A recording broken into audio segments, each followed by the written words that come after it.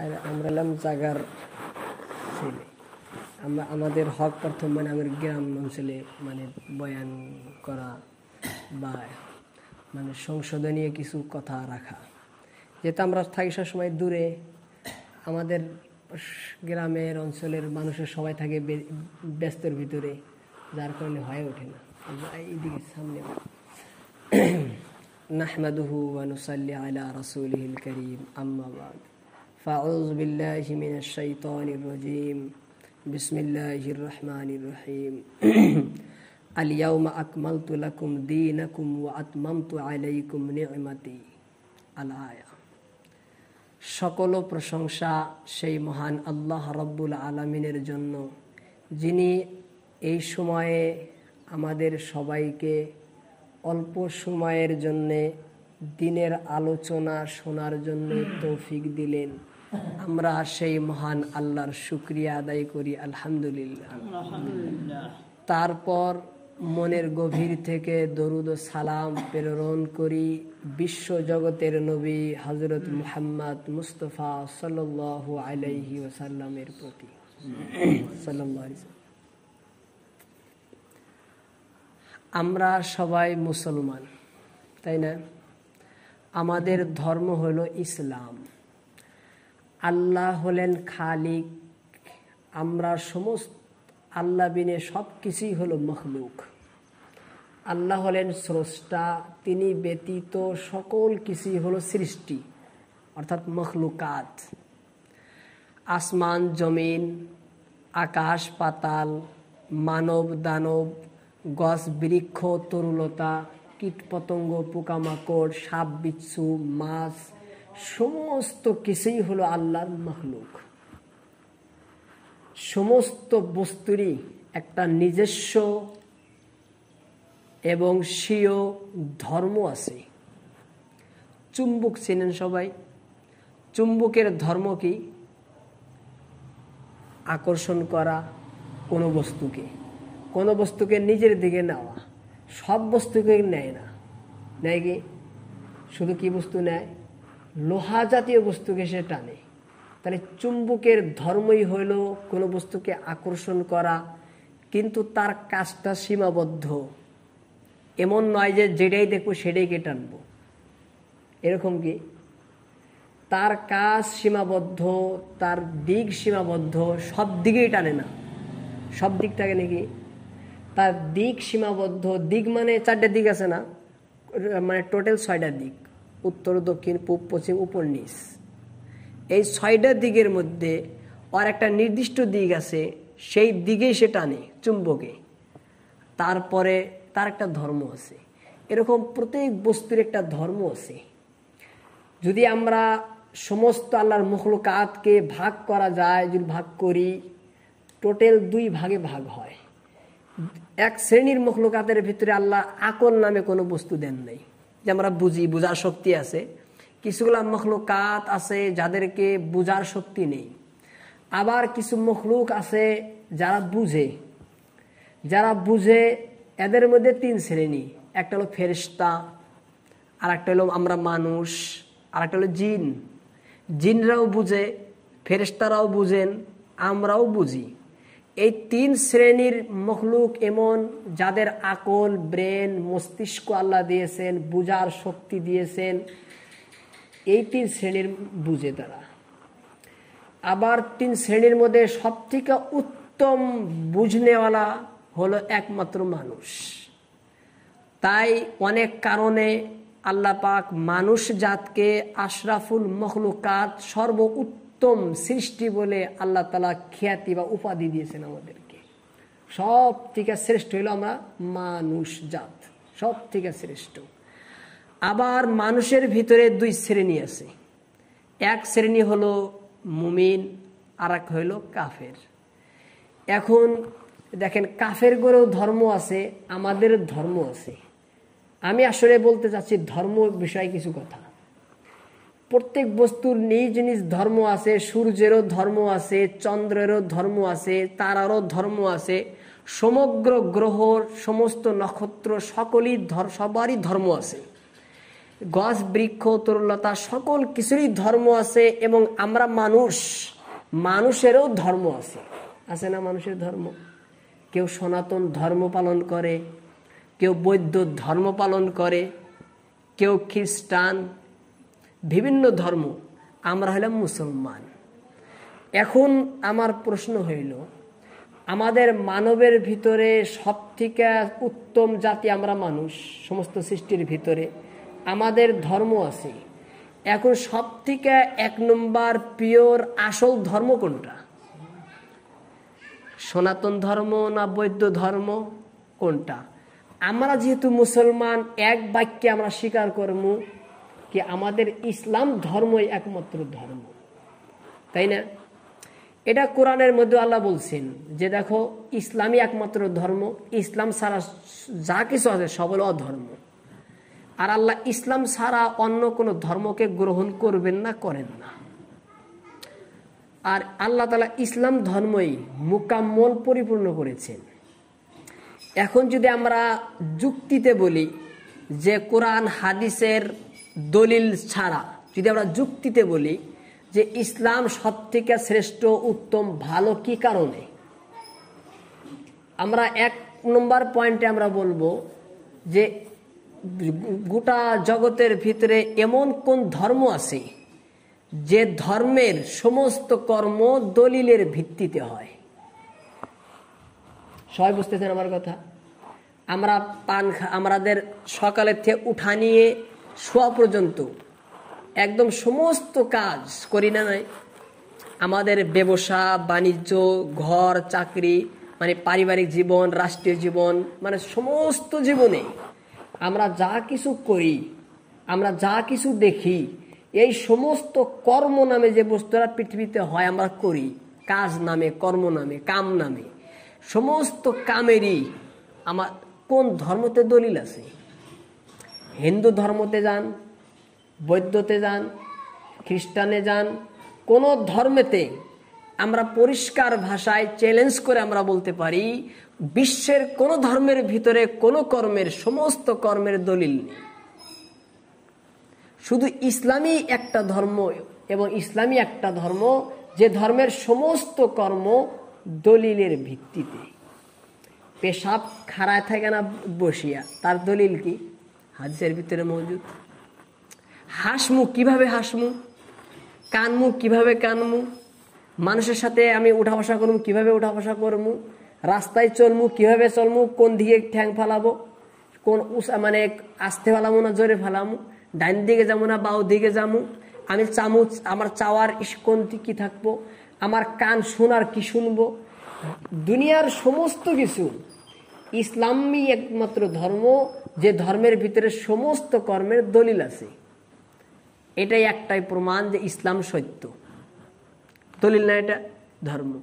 দ্বিতীয় ধর্ম যে প্রত্যেক ধর্ম চালানেওয়ালা থাকে, একজন থাকে না, যা প্রচারক থাকেন, পায়গাম্বার থাকে, বার্তা বহ যাকে বলে, প্রচার করানেওয়ালা প্রত্যেক ধর্মের অবশ্যই আছে।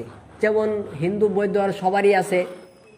কেউ কে কৃষ্ণ মানে, তারপরে আপনাদের শ্রীকৃষ্ণ মেননকে মানেন, যে যাকে মানেন, যিশুকে মানেন। আমরা আমাদের ধর্মের গুরু একমাত্র হযরত মুহাম্মদ মুস্তাফা সাল্লাল্লাহু আলাইহি ওয়াসাল্লামকেই মানি না? এখন এর আগে ঈসাই, খ্রিস্টান, তারা কোন হযরত ঈসা আলাইহিস সালামকে মানে না। তার আগে হযরত মুসা আলাইহিস সালাম ছিলেন, তার যে যারা উম্মত আছেন তারা হলো কি ইহুদি, তারা আল্লাহর নবীকে মানেন না, কিন্তু আমাদের নবীকে মানেন না, কিন্তু হযরত মুসাকে মানে। কিন্তু ওরা মুখে বলে মানে, কর্মতে নেই। যেহেতু মানে, তারা বলে মানে।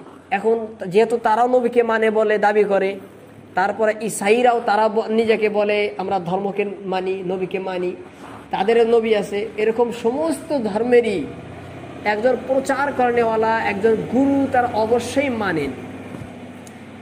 এখন দেখার বিষয় হলো এটা যে এমন কোন প্রচারক আছেন, এমন কে আছেন গুরু যে নিজেকে গোটা বিশ্বের জন্য বলছেন যে আমি গোটা বিশ্বের জন্য আইছি।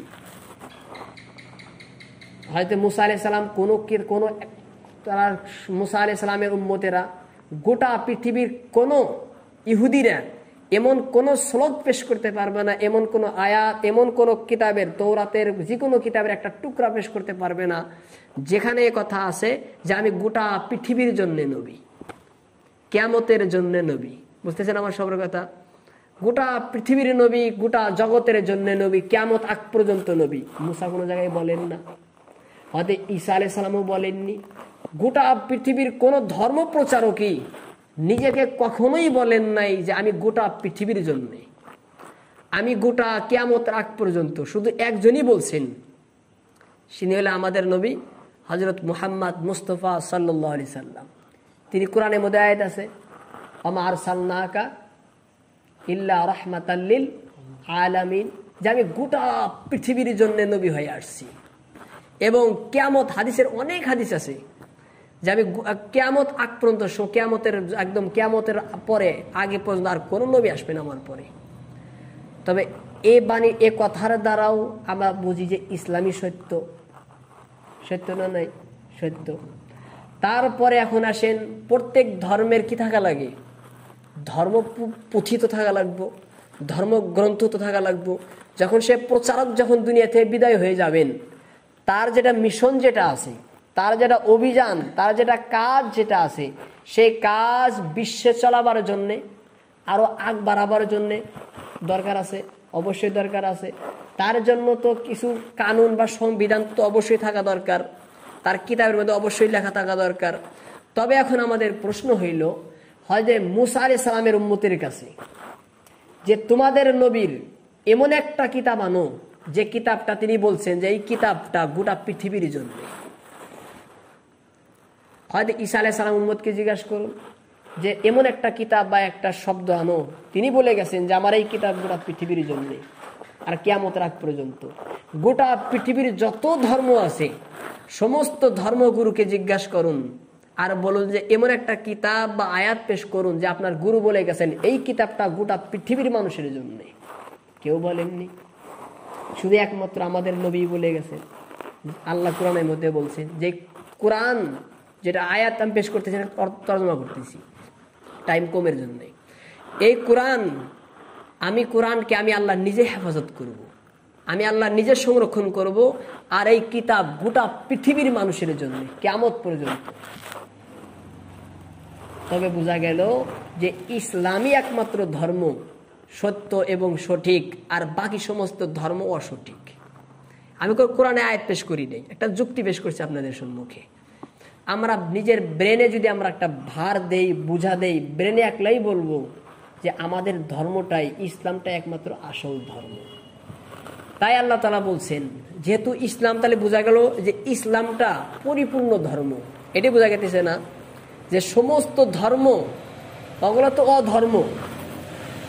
আর আল্লাহর নবীর আগে যেগুলো নবীর আসছেন তাদেরটা ধর্ম ছিল, অবশ্যই ধর্ম ছিল, কিন্তু অসম্পূর্ণ, সম্পূর্ণ ছিল না। যদি সম্পূর্ণই থাকতো, একটা ঘর যখন পরিপূর্ণ হয়ে গেছে গা, দ্বিতীয় মিস্ত্রি কি দরকার পড়বো? দরকার আছে কোনো? যখন ঘর কমপ্লিট, পরিপূর্ণ, ক্লিয়ার, তখন নতুন কোনো মিস্ত্রি প্রয়োজন আছে? কোনো দরকার নেই। আল্লাহর নবী দুনিয়া আসাই প্রমাণ যে ইসলামটা তাদের আগে কি ছিল? অসম্পূর্ণ ছিল। এর হাদিসের ভিতরে আছে, নবী কইতেছেন যে দেখো ইসলাম একটা ইমারতের মতো, সেখানে একটা ইট খালি ছিল, সেই ইটটা আমার আশারে পূরণ হইল, মানে আমি সেই ইট উদাহরণ দিয়ে বুঝাইছি। তবে গেল ইসলামটা একমাত্র পরিপূর্ণ ধর্ম, ক্লিয়ার ধর্ম। তাই আমরা গোটা পৃথিবীর মধ্যে যে একটা গর্ব করি নিজেকে মুসলিম হিসাবে, আমাদের ধর্ম ইসলাম হিসাবে, যে আমাদের একটা অহংকার, যে আমাদের শুধু অহংকার এই কথার উপরে যে আমাদের ইসলামটা পরিপূর্ণ ধর্ম, আমাদের ইসলামটা মুকাম্মল ধর্ম। তাই আল্লাহ তাআলা কোরআনের মধ্যে বলছেন, আল ইয়াউমা আকমালতু লাকুম দীনাকুম ওয়া আতমামতু আলাইকুম নি'মাতি, যে আমি আজ তোমাদের ধর্মকে, দ্বীনে ইসলামকে পরিপূর্ণ করে দিলাম আর তোমাদের নিয়ামতকে মুকাম্মল করলাম। ইসলাম এই আয়াতের মধ্যে পরিপূর্ণ, আল্লাহ নিজে বলছেন যে ইসলামটা পরিপূর্ণ ধর্ম, অর্থাৎ তোমাদের দুনিয়ার দৈনন্দিন জীবনের দুনিয়ার শুরু থেকে নিয়ে শেষ পর্যন্ত আখেরাতের শুরু আখেরাত গোটা আখেরাত যা কিছু সব ইসলামের মধ্যেই পাবা, এর বাইরে আর কিছু নাই, সব পরিপূর্ণ আছে। তাই আল্লাহর নবী যখন দুনিয়াতে বিদায় হবেন তার আগে সমস্ত সাহাবাদেরকে নিয়ে তিনি ভাষণ রাখছিলেন হুজ্জাতুল ওয়াদার ভিতরে।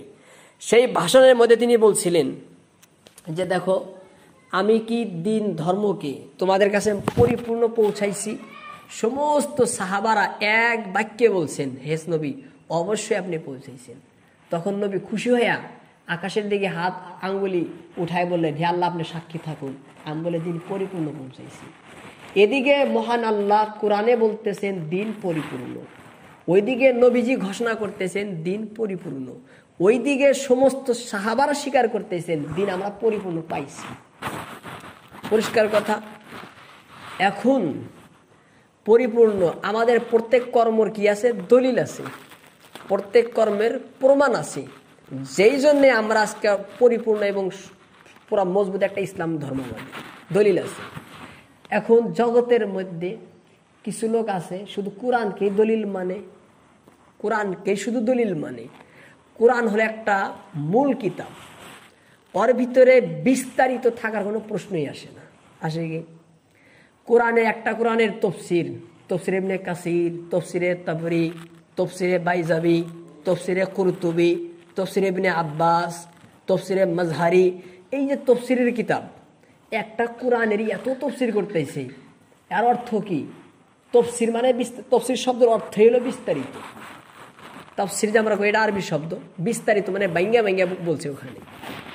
তাহলে যদি কোরআনের ভিতরে ভাঙ্গা থাকতো, ভাঙ্গার কি প্রয়োজন আছে? তাহলে এর তফসির করাই দলিল হলো যে কোরআনটা বিস্তারিত নয়। কোরআনের তফসির হাজারো তফসির আছে, উর্দুতে যান, বাংলাতে যান, আরবিতে যান, বিভিন্ন ভাষায় তফসির। এই সমস্ত তফসিরই দলিল যে কোরআনের ভিতরে বিস্তারিত নাই, সেখানে সংক্ষিপ্তভাবে আছে, শর্টকাটে আছে, ইশারা দিছে, এটাই প্রমাণ করে। এখন কোরআন থেকে বিস্তারিত বুঝার সবার ক্ষমতাও থাকে না, থাকে কি? থাকে না। আবার সেই কোরআনেরই তফসির হলো হাদিস, কোরআনেরই তফসির হলো হাদিস। এখন গোটা পৃথিবীর ভিতরে আমরা যখন নেটের মোবাইল, যখন বড় মোবাইল বাই করি, আমরা শুনি অমুক মৌলানা এটাকে দিছে, অমুক বক্তা এটা কয়, শুনি না আমরা সবাই? এটা কইতেছে, ও কয়টা ভুল, ও কয়টা শুদ্ধ, বলে আমরা পুরা বিপদের মধ্যে এখন, তাই না? এই সময়ের ভিতরে বিশ্বর ভিতরে যে দলাদলির কারণ, অনেক কারণ আছে। তার মধ্যে এক দুইটা কারণ আপনাদের সম্মুখে আমি পেশ করি। এই বয়ানটা এখানে এই জন্যই করতেছি যে বর্তমান আপনারা সবসময় এই অবস্থার সম্মুখীন হন, সবার সবসময় এই অবস্থায় সামনে আসে না সবারই। সেই জন্য বস্তুটা আপনাকে অল্প ক্লিয়ার করতেছি যাতে কিছু বুঝে আসে সবার। কেউ শুধু কোরআনকেই দলিল বিলা মানেন, বাকি কেউ আর অন্য কোনো বস্তুর দলিল না, হাদিস টাদিস তফসির কোনো দলিল নেই। তাহলে যেহেতু এটা বিস্তারিত নাই, সব কিছু বুঝে আসবো কি? সব কিছু ওখানে থাকার প্রশ্নও নাই, আছে নাই? কোনো মূল কথাটা ওখান থেকে বাই করে নিয়ে আসা লাগবে। শুধু কোরআনকে দলিল বিলা মানে, বাকিকে মানে না। যখন মানে না, সে হলো আহলে কোরআন, সেও গুমরা মানে সে পথভ্রষ্ট, জাহান্নামী। কিসের জন্য পথভ্রষ্ট? কারণ তুই কোরআনের সম্পূর্ণ বুঝবই না। এখন আমাদের হাজারো দলিল আছে, এখন একটা প্রবলেম অনেক টাইম যাবে যে কোরআনের ভিতরে যদি হাদিসের যদি সহায় না নেয়, তফসির যদি সহায় না নেয়, নিজে কোরআন খুইলা যদি বুঝে, তার কোনো ক্ষমতা নাই যে সে কোরআনের সঠিক পথে আমল করবে। কারণ সে বোঝার জন্য ব্রেন তো লাগবো, বোঝার জন্য জ্ঞান তো লাগবো। এখন আমি আর আপনি যদি কোরআন খুলি আর আমল করি, সে শক্তিটা কি আছে আমাদের বোঝার? যে আরবি পড়া জানে না, সে কি আরবি পড়া হারবো? যে তফসির জানে না, সে কি তফসির করা হারবো? একটা আমি আরবি ভাষা পড়াই হারি না, আমার সামনে কয় পড়ো, আরে ভাই আমি পড়াই শিখি না, কীভাবে করবো? যখন কয় তফসির করো, ধামাধুম তফসির করে, তখন কয় না যে আমি তফসির পড়ি না, কীভাবে করবো? তখন ওইটা আসে না। তফসির শেখা লাগে, তফসির বোঝা লাগে। কোরআন নিজে নিজে পড়ে যদি বুঝতো, তাহলে তো আর কোনো দুনিয়ার মধ্যে শিক্ষকের জিবরাইল তাহলে আসার দরকারই ছিল না নবীর কাছে, আল্লাহ ডাইরেক্ট কোরআন দিয়ে দিত। সেই জন্যে প্রত্যেক বস্তু বোঝার জন্য উস্তাদ লাগে। আল্লাহ নবীর উস্তাদ হলো আল্লাহ নিজে, আল্লাহ নবীর উস্তাদ আল্লাহ নিজে, আল্লাহ নিজে তিনি তাকে শিখিয়েছেন। এখন আমি আপনাদেরকে বলতেছি যে কোরআন এর ডাইরেক্ট কোরআন পইরা ডাইরেক্ট বোঝা মানবের কোনো ক্ষমতা নেই। কোন মানবের? আমাদের মানবের, আমরা যারা আছি, যারা বুঝাইছেন আগের যুগে, যারা বুঝাইছেন তফসিরে যেগুলো আছে ওইগুলা ফলো করে ওদের অনুসরণে আমরা মানুষকে বোঝানোর দরকার, তাই না? নাই? আপনারা কি বলেন? এখন যদি আমরা যদি ডাইরেক্ট নিজের যদি ব্রেন দেখাই, নিজের জানাগিরি দেখাই, তাহলে কেউ সঠিকটা মাসের সামনে পেশ করা হারবো না। তাহলে আমার দ্বারাই পাগড়ি থাকবো মাথায়, কিন্তু গুমরা ফেলবো, হেদায়ত ফেলবো না। ফেলবো কি? ফেলবো না। কিছু লোক আছে শুধু কোরআন এইভাবে করে, যার কারণে যে ফেতনা ফাসাদ ওরা কিছু শুরু করে দিল এই কারণের জন্য। এক দল গেল। আর এক দল আছে যারা শুধু কি বলে কোরআনী দলিল, হাদিসি দলিল, আর বাকি আর অন্য বস্তু দলিল নেই। সাহাবাগের উক্তি কল, মানে সাহাবারা যেগুলা বলছেন করছেন সেগুলা কোনো দলিল নেই। আমরা তাদেরকেও বলি যে তারা সঠিক পথে নাই। কেন নাই? আমাদের কাছে হাদিসটা কে নিয়ে আসছেন? সাহাবা আনছেন না? নাই? সাহাবার মাধ্যমে আসছেন না? আমাদের কাছে সাহাবা, তারপর এইভাবে আসছে। যদি আমরা মাঝখান থেকে সাহাবাদেরকে সরাইয়া দেই, তাহলে হাদিসটা কই থেকে পাবো? আমার কথা সবাই বুঝে আসতে পুরা ক্লিয়ার? আমরা মাঝখানে সাহাবাদেরকে মিথ্যাবাদী বলি, সাহাবাদেরকে ভণ্ড কই, তাদেরকে খারাপ গালিগালাজ পারি, তাদেরকে সত্য বিলা না মানি, তাহলে তিনি যে হাদিস আমাদের সামনে দিলেন সেটা সত্যি থাকবো? সত্যি থাকার কোনো প্রশ্নই আসে না। একদল আছে যারা সাহাবাদেরকে মানে না, শুধু আল্লাহর নবীকে মানতেছে, কোনো সাহাবাকে মানে না। তারা কি করে? যে গুমরা ফেলাইতেছে। হাদিস তো তারাও পড়ে, কোরআন আয়াত তো তারাও কয়, তাদের দ্বারা গুমরা ফেলতেছে। আবার একদল আছে কি করে? সাহাবারকে মানে ঠিক, হাদিসকেও মানে, তারপরে 3 নম্বর স্তরে, মানে 3 নম্বর স্তরে হলো ইজমা। ইজমা মানে কি? ইজমা মানে হইল দুনিয়ার ভিতরে কিছু বস্তু কোরআনে আছে, কিছু বস্তু হাদিসে আছে। এমন হাজারো বস্তু আছে যেগুলা গোটা পৃথিবীর কোনো আলিমে না কোরআনে দেখাইতে পারবো না হাদিসে দেখাইতে পারবো, কিন্তু যেহেতু এটা শরীয়তের হুকুম আমল করে আছে, তাহলে ওইগুলা কোন থেকেই করবো? ওইগুলো হলো ইজমা। ইজমা মানে একটা আমল সমস্ত সাহাবারা ওই আমলকে সঠিক বিলা মানছে, শুদ্ধ বিলা, ভালো বিলা তার আমল করছে, সবের নিয়তে সমস্ত সাহাবারা করছে। তারপরে সমস্ত সাহাবাগের ছাত্ররা করছে, তারপরে তার ছাত্ররা করছে। এটা হলো ইজমা। তাহলে এই ইজমার উপরে আমল করা খারাপের কোনো বিষয় আছে কি? যেহেতু সমস্ত সাহাবারা, যাদেরকে আল্লাহ তাআলা রাদিয়াল্লাহু তাআলা আনহুম ওয়া রাযু আন যাদেরকে বলছে, আল্লাহ যাদের উপরে খুশি আর তারাও আল্লাহর উপরে খুশি, এদের একটা আমল ভুল হইতে পারে, ভুল হওয়ার কোনো প্রশ্নই আসে না। তবে এদের আমল, তারা যখন একটা আমলের উপরে একগট হয়েছে, তাদেরকে বলা হয় ইজমা। এটা হলো ইজমা। একদল আছে ইজমাকে দলিলই মানে না, তারাও গুমরা ফেলাইতেছে। আমরা কি কই? যে ইজমাকে দলিল, এটাও দলিল। যদি কারণ ইজমাকে দলিল না মানে ইসলাম মোকাম্মলি থাকবো না। ইজমাদের দলিল আমরা কোরআন পড়ি, কোরআন আছে না? এখানে কোরআন আছে। এই কোরআনই যে কোরআন, আপনার কাছে কি দলিল আছে? আমার ভাষা সবাই বুঝে আসতেছে। এই যে কোরআন পড়ি আমরা সবাই, আলিফ লাম মিম যালিকাল কিতাব, এই কিতাব পড়তেছি। এইটা কোরআন, এইটাই যে কোরআন, কি দলিল আছে? এটাকে কোরআন সাবিত করার জন্য কি লাগবো? আপনার অন্য একটা কোরআন লাগবো। ফের ওইটাই যে কোরআন হবো তার জন্য আরেকটা কোরআন লাগবো। তাহলে বোঝা গেল এই কোরআনকে কোরআন সাবিত করার জন্যে আর কোনো কোরআন নাই। আছে কি? আর কোনো কোরআন নাই। তবে কোরআন যে কোরআন, আল্লাহর কিতাব, কি প্রমাণ আছে আপনার কাছে? প্রমাণ হলো ইজমা। প্রমাণটা কি? ইজমা, মুতাওয়াতির, তাওয়াতুর, খবরে মুতাওয়াতির।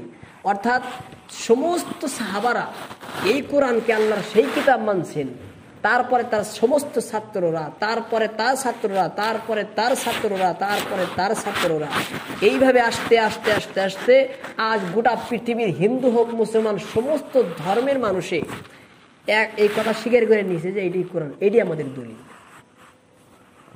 এটি আমাদের দলিল। হিন্দুরাও তো স্বীকার করে এটা কোরআন, সমস্ত এমন কোন মুসলমান দেখছেন যে অস্বীকার করে এটা কোরআন বলে এটা কোরআন না? অস্বীকার করছে কেউ? এই সমস্ত সাহাবাত থেকে নিয়ে আজ পর্যন্ত কেউ দ্বিমত করেন নাই, সবাই একমত। ইজমা শব্দের অর্থই হলো একমত হওয়া, ঐক্যবদ্ধ হওয়া, জোটবদ্ধ হওয়া। এটাই দলিল, এটা আমাদের কোরআন হওয়ার। তাহলে ইজমাকে যদি দলিল না মানি, তাহলে কোরআনকে দলিল মানা হার বসে, তাহলে কোরআন হাতে পারায় যাব না।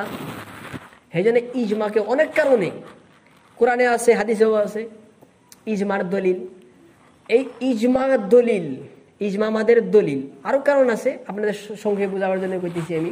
তাহলে ইজমাকে দলিল মানা খুব জরুরি, আছে না জরুরি? হ্যাঁ, একদল আছে যারা ইজমাকে দলিল মানে না, তারা হলো গুমরা, পথভ্রষ্ট। যেমন আহলে হাদিস আছে আমাদের এখানে, ওরা ফদাইন আছে, এরাই মানে না ইজমাকে দলিল। ওরা শুধু কোরআন হাদিসকে দলিল মানে, ইজমাকে দলিল মানে না। 3 নম্বর হলো কিয়াস, কিয়াসের শারঈ। কিয়াস আবার কাট কয়? কিয়াস হইল কোরআন এবং হাদিস থেকে একটা বস্তু বাই করে নিয়ে আসে, তার দুইটা মিলাইয়া বা কোরআন থেকে বা হাদিস থেকে কোনো উসুল বা কোনো সূত্র নিয়ে একটা কোনো বস্তু ফাইসালা করা, ওটা হলো কিয়াস। কোনো বস্তু ফাইসালা করা, যেমন একটা বস্তু এক সময়, হাদিসটা আমি সবাইকে সবসময় শুনাই থাকি। এক ব্যক্তি আসছেন একটা ইমামের কাছে, কয় হুজুর আমাকে একটা মশলা কর, যে আমি আমার স্বামী মারা গেছেন, স্বামীকে আমি ধোয়াবার জন্য চাই, মশলা বেটেছি না, আমি ঘটনা শোনাইতেছি আপনার। এখন আর মশলা কি মুফতির কাছে জিজ্ঞাসা করলেই হবো। এটা আপনি ঘটনা শুনে করবেন, তাহলে মশলা এইটাই, মশলা না, একটা ঘটনা ঘটে। এখন ঘটনা ভুল হইতে পারে, শুদ্ধ হইতে পারে, একটা ঘটনা শুনাইতেছি আমি। ঘটনা, একটা মেয়ে এসে ইমামের কাছে, সেই ইমামে বলতেছেন, কয় আমার স্বামী মারা গেছে, আমি স্বামীকে গোসল দিতে চাই, আমার হায়েজ হয়েছে, এই অবস্থায় কি আমি গোসল দিতে পারবো? তিনি বললেন হ্যাঁ পারবা। কয় দলিল কি? দলিল হইল যে আল্লাহর নবী মসজিদে নববীর মধ্যে যখন এতেকাব করতেন, এতেকাবের সময় মসজিদে নববীর খিড়কি দিয়া কোনো কোনো সময় মাথাটা ভার করে দিতেন। মা আয়েশা সিদ্দিকা রাদিয়াল্লাহু তাআলা আনহা নবীর মাথাটা ধুয়া দিত ওই অবস্থায়, যে অবস্থায় তিনি হায়েজ অবস্থায় ছিলেন। হায়েজ অবস্থায় থাকাকালীন তিনি মাথাটা ধুয়া দিত। তখন ইমাম সাহেব বলতেছেন, কয় যেহেতু জীবিত থাকা অবস্থায় তিনি ধুয়া দিছে, তাহলে মরে গেছে, তাহলে দেহার বই অসুবিধা নাই। এটার উপরে কিয়াস কইরা, এর উপরে ভিত্তি কইরা তিনি মশলাটা দিল। এই যে ভিত্তি করলো, যে কিয়াস করলো, যে একে কয় কিয়াস। এমন হাজারো আমাদের কাছে আমল আছে যেগুলা না কোরআনে আছে, না হাদিসে আছে, না ইজমায় আছে। ওই সমস্ত বস্তু আমরা কই থেকে পাবো? যেহেতু ইসলাম আল্লাহ নিজে কইছে আল্লাহ মুকাম্মল, আল্লাহ যেন বলছেন ফাতাবিরু, তোমরা কিয়াস করো। কোরআনের মধ্যে আইছে হে জ্ঞানীরা তোমরা কিয়াস করো। তাহলে কিয়াস করি যে আমরা, তাহলে এটা ভালো কাজ হলো না খারাপ কাজ হইলো? ভালো কাজ হইলো না। এখন প্রশ্ন হলো, কিয়াস কি সবাই করা হারবো? হয় না। যার ব্রেন আছে, যে বুঝার যার শক্তি আছে, সে কিয়াস করবে, সবাই না। এখন বুঝার শক্তি কার আছে?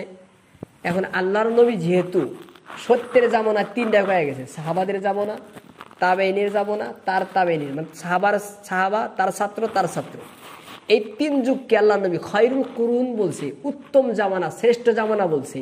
তাহলে এদের যেটা কিয়াস হবো বর্তমান জামানার কিয়াস থেকে ভালো হবো না? নাই? সব থেকে শ্রেষ্ঠ হবো না? নাই, শ্রেষ্ঠ হবো। সবাই বুঝলেন শ্রেষ্ঠ হবো।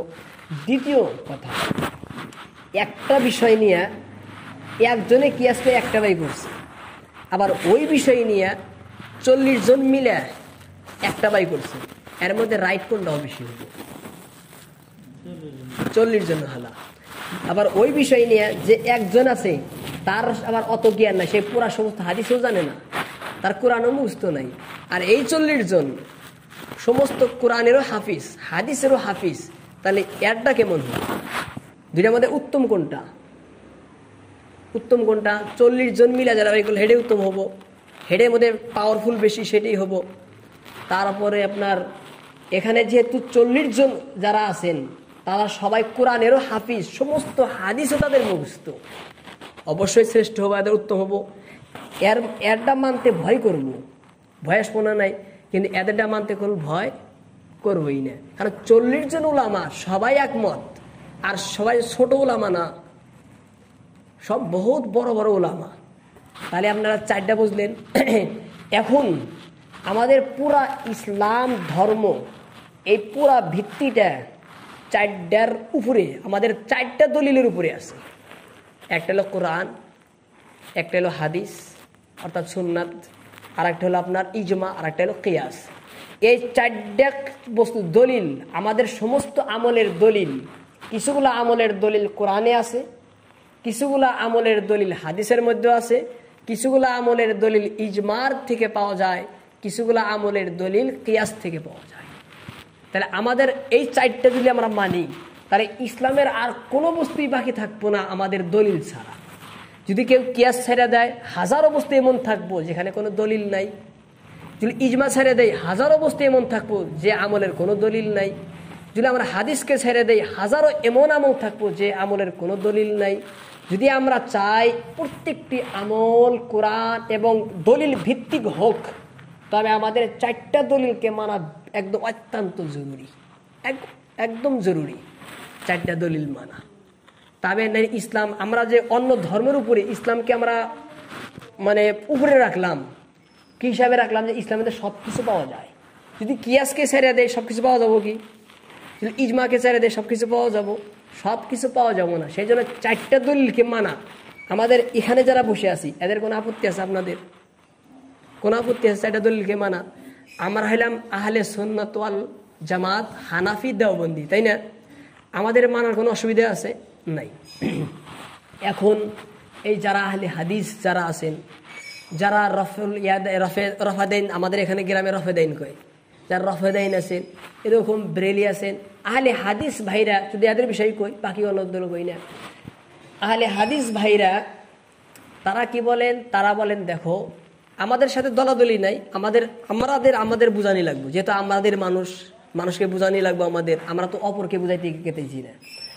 আহলে হাদিস যারা আছে তারা কি বলে? দেখো, শুধু কোরআন মানো, হাদিস মানো। আহলে হাদিসের মধ্যে মানে সর্বমোট 14টা দল আছে। আহলে হাদিস ঘরের ভিতরে 14টা দল আছে, 14টা। এখন আপনার মানে সব বিষয় কওয়ার তো টাইম নাই, আপনাদেরও সময় নেই, আমারও সময় নেই। 14টা দল আছে। এখন এদের মধ্যে কেউ আবার মানে ঠেকে গেলে মাইনে নেয়, ধরা পড়লে যখন চোরে ধরা পড়ে স্বীকার করে নেয়। ওই রকম যখন ধরা পড়ে যায় তখন ইজমাকেও দলিল মানে, যখন ধরা পড়ে কিয়াসকেও দলিল মানে। আবার কোনো আহলে হাদিস 4টাকেও দলিল মানে, আবার কোনো আহলে হাদিস পাক্কা ভাবে শুধু 2টাকে দলিল মানে। ওদের মধ্যে দলাদলি আছে, যেহেতু থাক দলাদলি, ওদের মধ্যে থাক, আমি সেই বিষয়ে কিছু বলতেছি না। আমার উদ্দেশ্য হইল যে তারা শুধু কি বলেন, তাদের মূল যেটা আহলে হাদিস, ওরা শুধু 2টাকে দলিল মানে, কোরআন এবং হাদিস, কোরআন এবং হাদিস, এই 2টাকে দলিল মানে। আর আমরা শুধু 4টাকে দলিল মানি। এখন আমরা 5 ওয়াক্ত নামাজ পড়ি না। এখন 5 ওয়াক্ত নামাজ আমরা 1 ওয়াক্ত কোন নামাজ নাই, মানে 1 রাকাত কোন নামাজ আছে কি জানেন? কেউ আছে? তাদের কাছে আছে, আমরা সে বিষয় হই না। তারা বেতের 1 রাকাত পড়ে, ওটা আমরা বিষয় বলতেছি না। আমাদের কাছে 1 রাকাত বলতে কোনো নামাজ নাই। নামাজ হইলেই 2 রাকাত থাকতো। নামাজের শুরুই 2 রাকাত দিয়া না, 1 রাকাত কোনদিন পড়ছেন কেউ? এর আবার 1 রাকাত আছে এদের। আমাদের নামাজ হইলেও শুরু 2 রাকাত। 2 রাকাত নামাজের মধ্যে আমরা প্রথম আমাদের পবিত্রতা এসে যে নামাজের পাক হওয়া লাগে। এখন নামাজের দাঁড়ানোর আগে আমাদের 7টা বস্তুর শর্ত, যে জায়গা পাক রাখো, শরীর পাক রাখো, কেবলার দিকে হও, এই যে 7টা কি আছে আমাদের শর্ত আছে। যখন আমরা নামাজে দাঁড়াই তখন নামাজ শুধু আমি হাত, এটা আমার হাত, শুধু হাত এটাকেই বলে, শুধু হাত এটাকেই না, এখান থেকে নেই এখন সম্পূর্ণই হাত। এখানে এটা হলো আলাদা, এখানে আঙ্গুল, এখানে কবজা, আলাদা আলাদা নাম। ওরকম পুরা নামাজটা হলো নামাজ। এই পুরা নামাজের ভিতরে সম্পূর্ণ অংশ হলো 6টা হলো অংশ নামাজের। দাঁড়াইলাম 1টা, রুকু দিলাম 2টা, এই যে নামাজের অংশ হইল, এই 6টা অংশ নামাজের। আমরা আমাদের ভাষায় বলি রুকুন আর কান, নামাজের 6টা আর কান। তাহলে আমরা নামাজের সারাইত আর কান, এই দিকে নামাজ ভঙ্গ হওয়ার কারণ সময় কম, আমি এই জন্য পুরা সংক্ষেপে শেষ করতেছি একটা বস্তু বুঝাবার জন্য। নামাজের ভিতরে ওয়াজিবাত আছে 14টা, মাকরুহাত আছে, মুস্তাহাব্বাত আছে, সুন্নত আছে, ফরজ আছে, আছে না সবাই জানেন? এগুলো ব্যক্তি মিলে নামাজ না, মানে শুধু একটাকে নামাজ বলে ব্যক্তিকে মিলে নামাজ না। এখন বর্তমান যুগে গোটা পৃথিবীর ভিতরে যত মুসলমান বলে দাবি করে, চাহে শুধু আহলে হাদিস হোক, চাহে ব্রেলি হোক, চাহে কাদিয়ানি হোক, বিভিন্ন যত দল আছে মুসলমান নামে যারা নাম করে, সবার আমরা হলাম আহলুস সুন্নাহ ওয়াল জামাত, হানাফি, দেওবন্দি। আমরা ওই সমস্ত দলকে জিজ্ঞাসা প্রশ্ন করি যে তোমাদের নামাজ শুরু থেকে নিয়ে শেষ পর্যন্ত বিত্তশীলভাবে মোকাম্মলভাবে কুরআন হাদিসের দ্বারাই নামাজকে পড়ে দেখাও। খারাপ কথা কইছি কি রে? খারাপ কথা কইছি? ওরা কি বলে আহলে হাদিসরা? তারা বলেন যে আমরা কোরআন মানি, হাদিস মানি। অনেক সুন্দর কথা, আমরাও মানি, এখানে মানার মধ্যে তো অসুবিধা নাই। তাহলে তোমার কোরআন এবং হাদিস দিয়া নামাজের মোকাম্মল তরিকা মানুষকে বুঝাও। আমরা চ্যালেঞ্জ করে বলবো, শতবার চ্যালেঞ্জ করে বলবো, গোটা পৃথিবীর কোনো আলে হাদিসের কোনো আলিম তারা মোকাম্মল নামাজ কোরআন হাদিসে সাবিত করে দিতে পারবো না। ক্ষমতা নাই। ক্ষমতা কেন নাই? নাই তো কিছু ইজমার দ্বারাই আছে, কিছু কিয়াসের মধ্যে আছে, আর ওই দুটাকে মানেই না। মোকাম্মল কোন থেকে হবো? মোকাম্মল হবো কোনে জাহিরে? এই যে নামাজের মধ্যে আমরা কি বলি? আল্লাহু আকবার, আল্লাহু আকবার বলি না? প্রথম যখন আমরা নামাজে দাঁড়াই আল্লাহু আকবার বলি, তারপরে আমরা রুকুতে যাই আল্লাহু আকবার কইয়া, তারপরে আবার সামি আল্লাহ কই উঠি, আমরা আবার আল্লাহু আকবার কই। 2 রাকাতের নামাজের মধ্যে কম 9 বা 10 বার আমরা আল্লাহু আকবার বলি। 9 বা 10 বার 2 রাকাত নামাজের মধ্যে আল্লাহু আকবার বলি। প্রথম আল্লাহু আকবার, এই আল্লাহু আকবার এই শব্দকে তাকবীর বলা হয়। তাকবীর বলা হয়। প্রথমটাকে বলা হয় তাকবীরে তাহরিমা। আল্লাহু আকবার যে খারাইলা ফার্স্টে, এবং আল্লাহু আকবার, এই প্রথমটা হলো তাকবীরে তাহরিমা। আর বাকি যত তাকবীর আছে এই সমস্ত তাকবীরের নাম হলো তাকবীরাতে ইন্তেকালিয়া। তাকবীরাতে ইন্তেকাল, ইন্তেকাল শব্দ পরিবর্তন হওয়া, মানে যেহেতু একটা নামাজের এক অংশ থেকে আর অংশে গেতেছি আর ওই তাকবীর দেওয়া যাওয়া হয়, সেই জন্য ওই তাকবীরের নাম হলো তাকবীরে ইন্তেকালিয়া। এখন আমার প্রশ্ন হইল ওই আহলে হাদিস ভাইদের কাছে যে এই যে তাকবীর ভিতরে নামাজের মধ্যে তাকবীরে তাহরিমা ছাইরা বাকি যত 9টা তাকবীর আছে আল্লাহু আকবার পুরা 9টাই, এমন একটা হাদিস পেশ করো যে হাদিসের ভিতরে পুরা 9টার উল্লেখ আছে যে তাকবীরে তাহরিমা নামাজের মধ্যে বলা লাগে। একদম চ্যালেঞ্জ করে বলছি, গোটা পৃথিবীর কোনো আলে হাদিসের কোনো ক্ষমতা নাই একটা হাদিস পেশ করব। যদি তারা কয় যে তাহলে যদি হাদিসে থাকবে তাহলে সে পেশ করবো, নাই তো হাদিসে, কোন থেকে বাই করবো? কথা বলতেছেন সবাই? থাকলে তো অবশ্যই পাইতো, যেহেতু নাই তারা কি করবো? 1টা বা 2টা পেশ করে হেরা, 1টা 2টা তো আমরা অস্বীকার করতেছি না। তাকবীরে তাহরিমার কথা দেখাইবো নাই, যখন হাদিস চাবেন আপনি তাকবীরে তাহরিমা দেখাইব, সবাই তাকবীরে তাহরিমা দেখাইব। আমাদের তাকবীরে তাহরিমার কোনো আলোচনা নাই। বাকি 9টা দেখাও, 9টাই থাকা লাগবো। যদি 9টা হাদিসে থাকে তবে তো হাদিসে হইল 3টা আছে বাকি 4টা নাই, বাকি তোমার বাকিটি নাই, 4টা আছে বাকি 5টা নাই, তাহলে হাদিসের উপরে আমল হইল কি? এটা হইলই না। তাহলে দাবি কেন করো? যদি হাদিসের উপরে আমল নাই তাহলে দাবি কেন করো? আমরা আহলে হাদিস, হাদিস মানি, হাদিস মানি, যেহেতু আমল নাই হাদিসের দাবি কেন করো? তাই বলতেছি যে আমরাই একমাত্র মানে সম্প্রদায় বা আমরাই যারা আছি, আমরা হানাফি না সবাই, আবু হানিফা মানি, আমরা সকলেই আমাদের সমস্ত আমলের দলিল আছে, কিন্তু আহলে হাদিস করে সমস্ত আমলের দলিল নাই। যদি বলে ওরা বলবো হ্যাঁ আমাদেরও আছে, তাহলে প্রশ্ন আমাদের ছোট্ট প্রশ্ন যে নামাজের সম্পূর্ণ নামাজ বাদ দিয়া, সম্পূর্ণ নামাজ দেখাও যদি দেখা ক্ষমতা নাই দেখাবার, বাদ দিয়া নামাজের একটা অংশ শুধু তাকবীরে ইন্তেকালিয়াটা তুমি হাদিস দিয়ে সাবিত করে দেখাও। তুমি কিয়াসের মধ্যে যাও, ইজমার মধ্যে যাও, তাহলে তো আমাদের কথাই আমাদের মানে জমিনেই পাও রাখলা। যদি আমাদের এই বস্তুর জন্য যদি আমাদের জমিনেই আসা লাগে, তাহলে তবে কেন দাবি করো যে আপনাদের মাটিতে যাবো না, কেন গর্ব করো? সেই জন্যে আমি আপনাদেরকে সতর্ক হিসাবে বলতেছি, বর্তমান অনেক ফিতনা ফাসাদ, অনেক দলাদলি, অনেক বিতর্ক তর্ক, এ কয়টা মানো ও কয়টা মানো, সবাই সব দিকে না যায় না। আলিম হইলে যাবেন, আলিম হইলেও শুনবেন না। আপনি জিজ্ঞাসা করেন, আপনি যে আবু হানিফাকে মানেন, তাহলে আপনি ওই আলিমকে জিজ্ঞাসা করেন যে আলিমটা আপনি আবু হানিফাকে মানে। খারাপ পেলাম কথা আমি? যেহেতু আপনি ইমাম মানেন, তাহলে আপনি কি করা লাগবে? ইমাম কি মানা লাগবে। এখন আমরা ইমাম মানি যে আমরা আবু হানিফার যত মাসলা আছে তিনি 1 লাখ ওনা মাসলাই দেন নাই। তিনি কি করছেন? 40 জন উলামা সবাই মিলে বইসে একটা ফাইসালা দিছে, একটা ফাইসালা দিছে। আর বর্তমানের আহলে হাদিস হাদিস নেয়ার ফাইসালা দিয়ে দেয়। তাহলে এখন বলেন এদের ফাইসালাটা সঠিক হবো না ওইটা সঠিক হবো? এটা বর্তমান যুগের আর সেই সত্যের যুগের। আর তার 40 জন মিলে, আর সবাই 40 জন কোরআনেরও হাফিজ হাদিসেরও হাফিজ, আর তারটাই সঠিক হবো না এটা সঠিক হবো? এই একটা মৌলানা ফতোয়া দিয়ে দিল, এমন একটা ফতোয়া দিয়ে দিল। তবে সেই জন্যে সবাইকে বলতেছি, আমরা বর্তমান নিজের ইমান আমলকে ঠিক রাখার জন্য এখন একটাই রাস্তা, যে আমাদের প্রত্যেক আমল ইমানের সমস্ত কিছু প্রশ্ন যা কিছু দিলে আসে বা আসে, আমরা ওই আলিমকে জিজ্ঞাসা করব যে আলিম আমরা সেটা মানি, সেই আলিম সেটা মানি। এখন একটা আমল নিয়ে গেলেন যে হাত নামাজের মধ্যে করে বাঁধবো, আলিমের কাছে কোন দেখা দিব? এনে বান্ধব দেখাবো না নাই? আমার নামাজ হাত কোনে তুলবো, দেখাবো যে এনে তুলো, দেখাবো না নাই?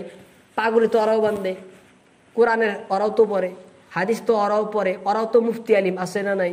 সবাই আছে। সেই জন্যে আমরা সবাই ইনশাল্লাহ সতর্ক থাকবো। আমরা বয়ান রেটে যতই শুনি, আমরা সমস্ত চিন্তা করে আমরা শুনবো।